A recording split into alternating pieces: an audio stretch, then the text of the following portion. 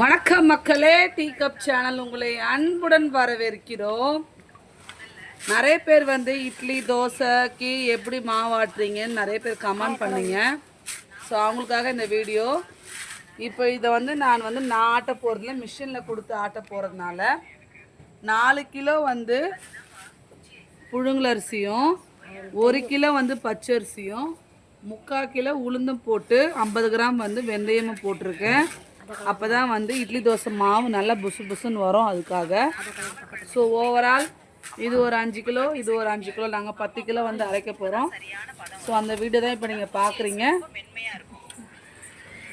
மாவு அரைச்சிட்டு உப்பிட்டு எப்படி இருக்குன்றத நெக்ஸ்ட் வீடியோவில் பார்க்கலாம். இதே அளவை ஃபாலோ பண்ணிங்கன்னா கரெக்டாக நல்ல தோசையும் நல்ல ஒரு உப்பலான இட்லி உங்களுக்கு கிடைக்கும். இட்லி நல்லா சாஃப்டாக மெதுன்னு இருக்கும். இது மிஷினில் அரைக்கிற பக்குவம். இதே அளவு தான் வந்து நம்ம கையில் அரைக்கிறதுக்கும். கையில் அரைக்கிறதுக்கு எப்படின்றத நான் வீட்டுக்கு அரைக்கும் போது நான் உங்களுக்கு கமெண்டில் சொல்கிறேன்.